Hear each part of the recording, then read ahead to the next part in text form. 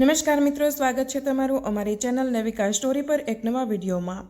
મિત્રો, ધનતેરસના દિવસે ગમે તે સમયે ઝાડુની નીચે એક નાનકડી વસ્તુ છુપાવી દેજો। આ કાર્ય કરવાથી માતા લક્ષ્મી તમારા ઘરમાં અવશ્ય પધારશે। તે તમારી 7 જન્મોની ગરીબીને પણ દૂર કરશે અને તમારા ઘરમાં ક્યારેય ધન ધાન્ય અને અન્નની કમી નહીં રહે। દર્શક મિત્રો, આપ જાણો જ છો કે ધનતેરસનો તહેવાર કોઈ સામાન્ય તહેવાર નથી। આજના સમયમાં દરેક વ્યક્તિ પૈસા માટે દોડધામ કરી રહ્યો છે। દરેક વ્યક્તિ એવું જ ઈચ્છે છે કે તેના ઘરમાં માતા લક્ષ્મી સ્થાયી રૂપે નિવાસ કરે અને તેના માટે આજના સમયમાં લોકો ન જાણે કેટલાય પ્રકારના પ્રયત્નો કરે છે। પૂજાપાઠ કરે છે, વ્રત કરે છે, આખું વર્ષ શુક્રવારનું વ્રત પણ કરે છે, પરંતુ કેટલાક વસ્તુઓ આપણને મહેનત અને પ્રયત્નો કરવાથી નથી મળતી, પરંતુ નાના નાના ઉપાયો કરવાથી પણ મળે છે અને માતા લક્ષ્મીના આશીર્વાદથી મળે છે। તો આજે અમે તમારા માટે એક એવો રહસ્યમય ધનતેરસનો ઉપાય લઈને આવ્યા છીએ કે જો તમે આ ઉપાય સાચી શ્રદ્ધાથી અને સાચા દિલથી કરી લીધો તો માતા લક્ષ્મી તમારા જીવનમાં ક્યારેય કોઈ વસ્તુની કમી નહીં આવવા દે। ધનતેરસનો તહેવાર વર્ષમાં માત્ર એક જ વાર આવે છે, તો આ વખતે જો તમે માલામાલ બનવા માંગો છો, જો તમે ઈચ્છો છો કે ઘરમાં ક્યારેય લડાઈ ઝઘડા કે કલેશ ન થાય, સરળતાથી દેવું ઓછું થાય અને ઘરમાં હંમેશા સુખ, શાંતિ અને સમૃદ્ધિ આવે, તો બસ આ રહસ્યમય, ગુપ્ત અને ચમત્કારી ઉપાય આ ધનતેરસ પર જરૂર કરી લેજો। સાચી શ્રદ્ધાથી અને સાચા વિશ્વાસ સાથે જ તમે લક્ષ્મી માતાનું નામ લેજો, કારણ કે માતા લક્ષ્મીની કૃપા એકવાર જે વ્યક્તિ પર પડી જાય છે તે વ્યક્તિ રંકમાંથી રાજા બની જાય છે, પરંતુ જો માતા લક્ષ્મી કોઈ વ્યક્તિથી રૂષ્ટ થઈ જાય છે તો તે જ રાજા રંક પણ બની શકે છે। માતા લક્ષ્મીની કૃપા મેળવવી ખૂબ જ સરળ છે। માતા લક્ષ્મીને પ્રસન્ન કરવા બહુ જ સરળ છે, પરંતુ માતા લક્ષ્મીને પ્રસન્ન કરવાનો ઉપાય જાણતા પહેલા આ ઉપાયના કેટલાક નિયમો છે, કેટલીક સાવધાનીઓ પણ છે અને કહેવાય છે કે નિયમ અને સાવધાનીઓ વગર કોઈ પણ ઉપાય આપણને ફળ નહીં આપે। ભલે તમે લાખો કરોડો રૂપિયા ખર્ચી દો, પરંતુ ઉપાય તમને ફળ ત્યારે જ આપશે જ્યારે તમે તે ઉપાયથી સંબંધિત બધા નિયમો અને બધી સાવધાનીઓનું પાલન કરશો। દિવાળીનો તહેવાર નજીક આવી રહ્યો છે અને દિવાળીના તહેવારની શરૂઆત ધનતેરસના દિવસથી જ થાય છે। કહેવાય છે કે ધનતેરસના દિવસે માતા લક્ષ્મી સ્વયં ધરતી પર આવે છે અને દરેક ઘરે જઈને ભક્તોની મનોકામના પૂર્ણ કરે છે। દરેક ઘરે જઈને ભક્તોનું ઘર જુએ છે કે ક્યાં વ્યક્તિએ કેટલી શ્રદ્ધાથી માતા લક્ષ્મીનું પૂજન કર્યું છે, કેટલા વિશ્વાસ સાથે માતા લક્ષ્મીને ભોગ લગાવ્યો છે અને કેટલી શ્રદ્ધા સાથે માતા લક્ષ્મીનું વ્રત કર્યું છે। આ બધી વસ્તુઓ માતા લક્ષ્મી પોતાના ભક્તોના ઘરે જઈને જુએ છે। જો આ વખતે માતા લક્ષ્મી તમારા ઘરે આવે અને માતા લક્ષ્મીને તમે તમારા ઘરમાં બાંધવા માંગો છો, સ્થાયી રૂપે તમે ઈચ્છો છો કે માતા લક્ષ્મી તમારા ઘરમાંથી બહાર ન જાય, તો આ નાનકડો ઉપાય જરૂર કરી લેજો। આ ઉપાય એટલો ગુપ્ત છે કે જૂના જમાનામાં જે વિશિષ્ટ જ્ઞાની સાધુ સંતો હતા, તે સાધુ સંતોએ આ ઉપાય માત્ર પોતાના શિષ્યોને જ જણાવ્યો છે। તેના સિવાય આ ઉપાય આજ સુધી કોઈને નથી ખબર। આ ઉપાય ખૂબ જ ગુપ્ત, ચમત્કારી અને રહસ્યમય છે। જો તમે પણ આ ઉપાય સાંભળી રહ્યા છો તો સાથે સાથે તમે માતા લક્ષ્મીના આશીર્વાદ પણ મેળવી રહ્યા છો। માતા લક્ષ્મીએ તમને આ ઉપાય સાંભળવા માટે પસંદ કર્યા છે, તો આ ઉપાયને તમે પૂરી સાચી શ્રદ્ધાથી, પૂરી વિશ્વાસથી કરજો। લોકો મોટી મોટી પૂજા કરે છે મહાલક્ષ્મીને પ્રસન્ન કરવા માટે। કોઈ પંડિતજીને બહારથી બોલાવીને ઘરમાં પૂજા રાખે છે, કોઈ દાન દક્ષિણા કરે છે, કોઈ સોનું, ચાંદી, હીરા જવાહરાત ખરીદે છે, પરંતુ આજે આપણે જે ઉપાય વિશે જાણવાના છીએ તે ઉપાય કરવામાં તમારે 1 રૂપિયો પણ ખર્ચ નથી કરવાનો। જે વસ્તુઓ વિશે અમે તમને જણાવીશું તે બધી વસ્તુઓ તમારા ઘરમાં જ મળી જશે। આપણા શાસ્ત્રોમાં, આપણા પુરાણોમાં જણાવવામાં આવ્યું છે કે ધનને માતા લક્ષ્મી અને માતા લક્ષ્મીને ધન બંને એક સાથે આકર્ષિત કરે છે અને બંને એકબીજાના પાસા છે અને ઘરમાં જે સાવરણી હોય છે તેને પણ માતા લક્ષ્મીનું જ સ્વરૂપ માનવામાં આવે છે। સાવરણી એ માત્ર લાકડી કે તણખલું નથી, પરંતુ સાક્ષાત માતા લક્ષ્મી છે। માતા લક્ષ્મીની દૂત છે જે રોજે રોજ તમારા ઘરમાંથી ફાલતુ કચરો બહાર કાઢે છે અને ઘરને સ્વચ્છ રાખે છે, પરંતુ આપણે તેની કદર નથી કરતા। સાવરણી આપણા ઘરમાંથી આપણા દુઃખ, આપણી તકલીફ, આપણી બીમારીઓને પણ ભગાડે છે। જૂના સમયમાં જે સાધુ સંતો હતા, જે આપણા વડવાઓ હતા, તે સાવરણીને પગ અડાડવા નહોતા દેતા, કારણ કે તેઓ કહેતા હતા કે આવું કરવાથી માતા લક્ષ્મી નારાજ થઈ જાય છે અને ઘર છોડીને ચાલ્યા જાય છે। કહેવાય છે કે ધનતેરસના દિવસે કંઈક ને કંઈક જરૂર ખરીદવું જોઈએ। ધનતેરસના દિવસે લોકો સોનું ચાંદી વાસણ ખરીદે છે કેમ કે શુભ માનવામાં આવે છે, પરંતુ હકીકત તો કંઈક બીજી જ છે. ધનતેરસ પર ખરીદવામાં આવતું સૌથી મોટું ધન છે તે છે સંકલ્પ. અને જે વ્યક્તિએ ધનતેરસના દિવસે શુભ સંકલ્પ લઈ લીધો તે વ્યક્તિને જીવનમાં ક્યારેય પાછળ વળીને જોવાની જરૂર નથી પડતી. આ દિવસે એક નાનકડી વસ્તુ તમારે તમારા ઘરે લાવવાની છે અને સાવરણી નીચે દબાવી દેવાની છે.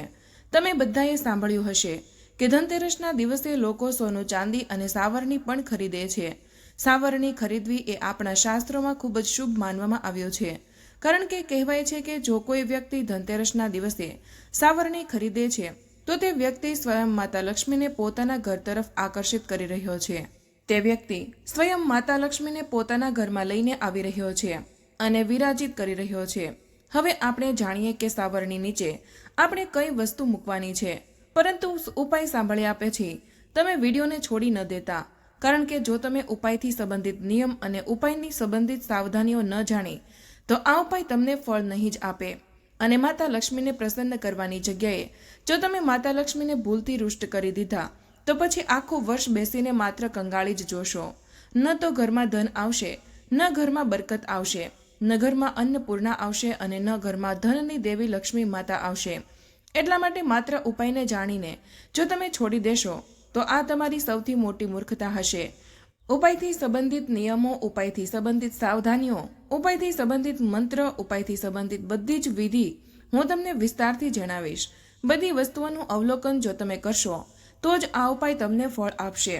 લક્ષ્મી માતા મંત્રથી પણ પ્રસન્ન થાય છે, પરંતુ લક્ષ્મી માતા સૌથી જલ્દી તે ભક્તોથી પ્રસન્ન થાય છે જેમનું મન બિલકુલ સાફ હોય છે, જેમનું દિલ બિલકુલ સાફ હોય છે, જે માતા લક્ષ્મીમાં અતૂટ શ્રદ્ધા, અતૂટ વિશ્વાસ રાખે છે. જો હવે તે સૌથી ગુપ્ત, સૌથી પ્રાચીન ઉપાય હું શરૂ કરી રહી છું, જેને ફક્ત કેટલાક ઘરોમાં આજે પણ નિભાવવામાં આવે છે અને આપણી આવનારી પેઢીઓને તો ખબર જ નથી કે આવું કંઈ પણ થાય છે. જુઓ, આ કોઈ તાંત્રિક વિધિ નથી, આ માત્ર વિધિ છે. તેને હસવામાં ન લેતા કે તેનો ઉપહાસ ન કરતા. તમે બધાએ પીળી કોડીનું નામ તો સાંભળ્યું જ હશે. એક આવે છે સફેદ કોડી, એક આવે છે પીળી કોડી.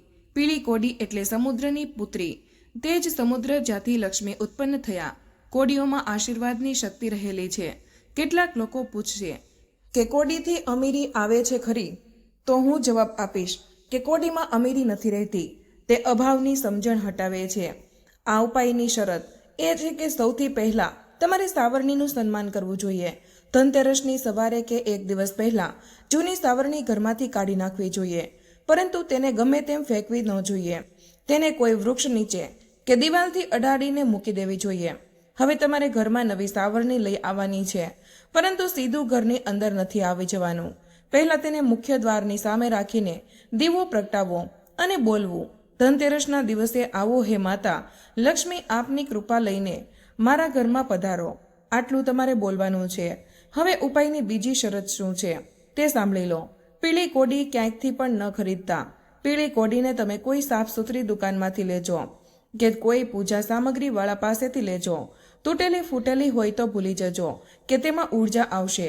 એકદમ પવિત્ર અને પૂરી રીતે પૂર્ણ હોવી જોઈએ, ખંડિત ન હોવી જોઈએ. સૌથી પહેલા તો હું તમને જણાવી દઉં કે આ ઉપાયને કરવાનો સૌથી ઉચિત સમય કયો હશે, અને તે સમય હશે સાંજનો સમય. ધનતેરસની સાંજે જ્યારે આકાશમાં હળવી લાલીમા હોય, ન રાત ઘેરી હોય, ન દિવસ જાગે, બસ એક સકારાત્મક અજવાળું હોય. એટલે કે તમે 6 વાગ્યાથી લઈને 7:30 વાગ્યાની વચ્ચે જ્યારે સૂર્ય અસ્ત થઈ જાય, પરંતુ સૂરજ હજુ પણ પોતાની રોશની વેઠતો હોય, તે વખતે તમારે આ કામ કરવાનું છે. એટલે કે સંધ્યાકાળે કરવાનું છે. સાથે સાથે અમે તમને જણાવી દઈએ કે કઈ કઈ સામગ્રીઓ તમારે લેવાની છે. જો સૌથી પહેલા તમારે એક નવી સાવરણી લેવાની છે, તેના પછી લેવાનું છે એક પીળી કોડી, પછી લેવાનું છે લાલ કે પીળું કપડું, તેના પછી લેવાનું છે હળદર અને અક્ષત. આ પૂરી રીતે પવિત્ર હોવા જોઈએ, પૂરી રીતે પૂર્ણ હોવા જોઈએ, ખંડિત ન હોવા જોઈએ. તેના પછી તમારે એક દીવો લેવાનો છે. હવે તે દીવો ભલે ઘીનો હોય કે તેલનો હોય. જો ધનતેરસના દિવસે તો દરેક ઘરમાં લોકો દીપક લગાવે જ છે, કારણ કે દીપાવલી તહેવાર જ દીપકનો છે અને ધનતેરસના દિવસથી જ શરૂ થાય છે. હવે તેના પછી તમારે લેવાની છે અગરબત્તી કે ધૂપબત્તી. જો તમે ધૂપબત્તી લેશો તો વધુ સારી વાત છે. તેના પછી ગંગાજળ, જો તમારા ઘરમાં ગંગાજળ સંભવ હોય તો લેજો, અને જો નથી તો પણ કંઈ વાંધો નહીં. સૌથી પહેલા મૌન ધારણ કરો, કારણ કે લક્ષ્મી શોરમાં નહીં પરંતુ શાંતિમાં આવે છે. તો સૌથી પહેલા તો તમારે તમારા ઘરમાં શાંતિ બનાવીને રાખવાની છે. જ્યારે આ ઉપાય તમે કરો ત્યારે ઘરમાં એકદમ શાંતિ હોવી જોઈએ, ઘોંઘાટ હોવો જોઈએ નહીં. ઘરમાં માત્ર તમે હોવા જોઈએ. આ ઉપાય થોડો ગુપ્ત રીતે કરવાનો છે. એવું નહીં કે તમે કરી રહ્યા છો અને પડોશીઓ ઉપાય જોઈ રહ્યા છે. નહીં, તો આ ઉપાય લાભ નહીં આપે. તમારે ઘરના ઉત્તર પૂર્વ ખૂણામાં, એટલે કે જે ઈશાન ખૂણો હોય છે, જે પૂજાનું સ્થળ હોય છે, ત્યાં તમારે દીપક રાખવાનો છે અને કહેવાનું છે કે હે મા લક્ષ્મી, હું દીપ નથી પ્રગટાવી રહ્યો, મારો વિશ્વાસ પ્રગટાવી રહ્યો છું, તેની લાજ રાખજો. તેના પછી પીળા કપડાં કે લાલ કપડાં જે તમે લીધું છે તેના ઉપર કોડી રાખીને હળદર અક્ષત રોલીથી તિલક કરો અને કહો કે હે સમુદ્ર કન્યા, હે ધનલક્ષ્મીની સ્મૃતિ, મારા ઘેર આવો. જૂઠું નહીં માંગું, માત્ર હિંમત માગું, માત્ર સત્ય માંગું, માત્ર પરિવારની ખુશીઓ માગું. આટલું તમારે કહેવાનું છે. તેના પછી જે પોટલી તમે બનાવી હતી, હવે તે જે પોટલી છે તેને તમે તમારા હાથમાં રાખશો અને કહેશો કે ઝાડુ, મારા ઘરમાંથી ગંદકી હટાવી અને આ કોડી મારા મનમાં ડરને હટાવે. તે પોટલીને લઈને તમારે તે ઝાડુની નીચે ચૂપચાપ દબાવી દેવાની છે. ઝાડુને ઊભું કરો. તે પોટલી તણખલાના મૂળમાં બાંધી દો, જ્યાં કોઈ નહીં જુએ, બસ લક્ષ્મી જોશે. અને તે પોટલી એટલી ગુપ્ત રીતે બાંધવાની છે કે પરિવારના કોઈ વ્યક્તિની નજર જ તેના પર ન પડે. તેના પછી આટલું કર્યા પછી તમારે કોઈ મોટા મંત્રની જરૂર નથી. જુઓ, મૌનનો સંકલ્પ તમારે લેવાનો છે. તમારે ન કોઈ મોટા મંત્રનો ઉચ્ચાર કરવાનો છે. હે મા લક્ષ્મી, પૈસા આપો, આવું પણ નથી કહેવાનું. સાચા હૃદયથી, સાચી શ્રદ્ધાથી માત્ર એટલું જ બોલવાનું છે કે હે મા લક્ષ્મી, મારા ઘરમાં નિવાસ કરો. હે માતા લક્ષ્મી, હવે મારાથી ગરીબી સહન નથી થતી, પરંતુ હું અમીરી પણ નથી માંગતો. હું ફક્ત અવસર માંગુ છું. મારી મહેનતને મંજિલ આપજો. મારા પરિવારની રક્ષા કરજો. મારા ઘરમાં બરકત આપજો. મારા ઘરમાં સુખ, શાંતિ, સમૃદ્ધિ આપજો. મારી થાળીમાં એટલું અન્ન આપજો કે મારો પરિવાર ક્યારેય ભૂખ્યો ન સૂવે. અને જો કોઈ સાધુ મારા દ્વાર પર આવે તો તે પણ ભૂખ્યા ન જાય. મારા ઘરને એકતા આપજો. આટલું કર્યા પછી હવે ધનતેરસથી શરૂઆત કરો અને દિવાળી સુધી નહીં, પરંતુ 11 દિવસ સુધી તમારે તે ઝાડુને તેવું જ રાખવાનું છે. તે ઝાડુને તમારે અડવાનું નથી, માત્ર દૂરથી પ્રણામ કરવાના છે. અને રોજે એક દાણો ચોખા કે ગોળ તમારે કોઈકને દાન કરવાનું છે.